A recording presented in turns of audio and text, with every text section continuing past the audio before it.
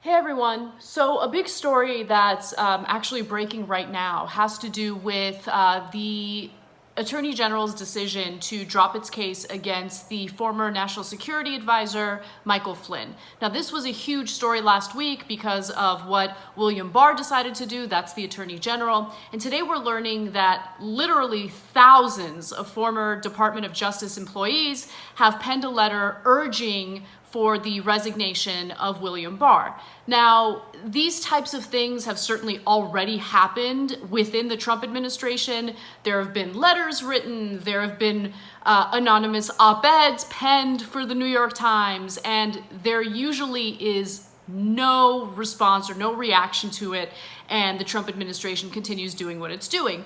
But before I get to the details of what the letter says, let me just refresh everyone on what this story is about and why it's such an issue for the Department of Justice to drop its case against William Barr.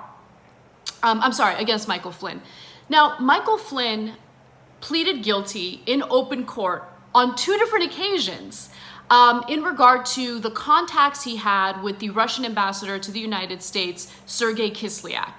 Now, based on what we know about the details of that conversation, I don't really know why Michael Flynn lied to the FBI.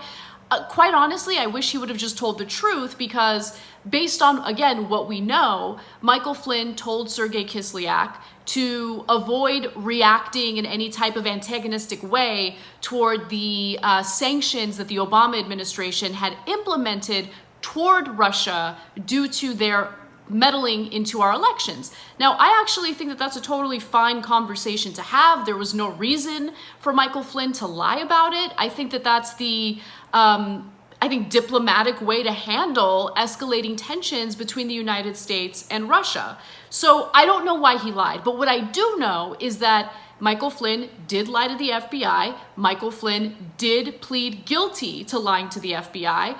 And I also know that if any one of us were cooperating with an investigation or part of an investigation, if we lied to authorities, if we misled the FBI, we would certainly be in a lot of trouble and we would face the consequences for what we did. Now, William Barr comes in and the Justice Department decides last week to drop the case. And, there's of course a lot of suspicion that Barr did this with the direction of Donald Trump, and I wouldn't be surprised if that were true. And I do agree that it's wrong for William Barr to drop the DOJ case against Michael Flynn. But if I were to be 100% honest with you guys, and I'm always as honest as I possibly can be, look, in the grand scheme of things, this Russia investigation has led to nothing. And that's not to say that Robert Mueller's findings didn't have detailed problematic issues within the Trump administration and how it's handled its relationship with Russia. I'm not saying that at all. There was certainly obstruction of justice detailed in that report, but we already know, guys, that harping on what happened with Russia, focusing on that investigation has led to no consequences, just no consequences. They're basically dropping their case against Michael Flynn. One other person who lied to authorities and also intimidated witnesses, tampered with witnesses, is Roger Stone. Very likely that Roger Stone, in the grand scheme of things, when all of this is over, will be pardoned and will not have to deal with the consequences that he should have to deal with. And so I don't really love focusing on these stories because it's abundantly clear that regardless of how many of the facts are on the side of people who are concerned about this, doesn't matter. There's never any consequences. So that's just my personal feeling, my personal opinions about how the outcome of the Russia investigation is. I do think that the Trump administration is guilty of wrongdoing. It's clear that Michael Flynn has lied to the FBI about his contacts with Sergei Kislyak. But I do want to discuss what this letter indicates because it does show a pretty significant difference between how the Justice Department had operated under previous presidents versus how it operates today. So nearly 2,000 former DOJ employees wrote this letter, and according to ABC, which reported this story, The letter, signed mostly by former career officials in the department, accuses Barr of joining with President Trump in, quote, political interference in the department's law enforcement decisions. Now, I think that that's demonstrably true.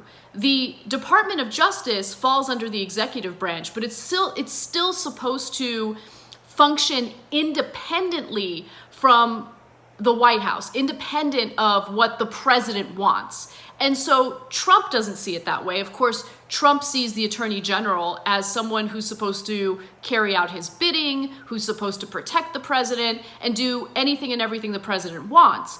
But previously, that was not the way the Attorney General was supposed to function. That's the reason why Jeff Sessions decided to recuse himself from the Russia investigation. And of course, that led to a lot of anger toward Sessions by Donald Trump. Now let me give you some more details from this letter, again, signed by nearly 2,000 former DOJ officials. They write that Attorney General Barr's repeated action to use the department as a tool to further President Trump's personal and political interests have undermined any claim to the deference that courts usually apply to the department's decision about whether or not to prosecute a case. And they're worried that this outcome really does undermine our democratic process, undermine the true independence, or what's supposed to be the true independence of the Department of Justice. Now, here's one other part of the story that I don't think is getting enough attention, and I wanted to make sure you guys are aware of it. So as soon as Donald Trump named or nominated William Barr as his Attorney General, there were questions about whether he was going to go ahead and carry out everything that Donald Trump wanted. And there were also questions about whether the new Attorney General was going to launch an investigation into the Russia investigation. And surely William Barr did that. And when he did that, his whole point was to find evidence of the FBI's wrongdoing, of the investigation's wrongdoing, so he would have something to kind of like hang his hat on as an excuse for why he was going to drop cases and basically carry out what Donald Trump wanted. And what the DOJ did, what William Barr did, is he focused on some of the findings of this woman named Mary McCord. And the DOJ, under William Barr, alleged that Mary McCord's findings indicate that there was wrongdoing by the FBI, and as a result, the charges against against Michael Flynn should be dropped. So Mary McCord served as a former acting assistant attorney general for national security during the early stages of the Russia investigation. And she's now accusing the DOJ of twisting her findings, twisting her words in order to justify the DOJ dropping its case against Michael Flynn. So she writes the following: "The report of my interview is no support for Mr. Barr's dismissal of the Flynn case." She also writes, "It does not suggest that the FBI had no counterintelligence reason for investigating Mr. Flynn. It does not suggest that the FBI's interview of Mr. Flynn, which led to the false statements charge, was unlawful or unjustified." She also says, "The report of my interview does not anywhere suggest that the FBI's interview of Mr. Flynn was unconstitutional, unlawful, or not tethered to any legitimate counterintelligence purpose." So remember, this is the type of report, the findings of Mary McCord that William Barr has referenced as a justification for dropping the charges against Michael Flynn. And now she's coming out and saying, no, you're twisting my words. That is not what I found. Those are not my findings. And I want to be abundantly clear that there certainly there certainly were issues with what was going on with this Russia investigation, meaning the Russia investigation was justified, and more importantly, the FBI's questioning of Flynn was justified. So that's where we are right now. I don't think that anything is going to happen, even though nearly 2,000 former DOJ officials have signed this letter. You have to keep in mind that the Trump administration unfortunately has this ability to tell their supporters, their voters, that all of this is nothing more than a witch hunt, that type of messaging has been effective. I don't think that most people are really paying close attention to this case. I think that his supporters have kind of brushed it off, whereas, you know, you see a lot of focus in legacy media outlets on this story.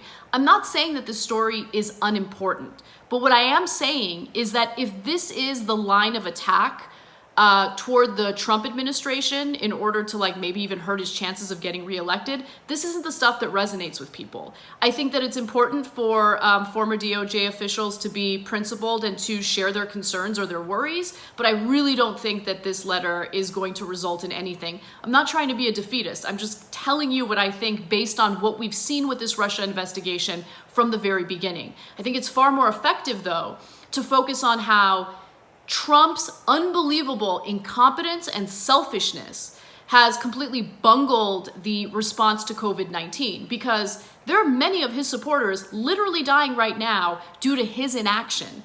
And I really do think that we need to be clear on that messaging, because it's the truth, number one. And number two, there are lives at stake based on the outcome of this upcoming election. Anyway, let me know what you guys think. Comment in the section below, and I'll see you soon.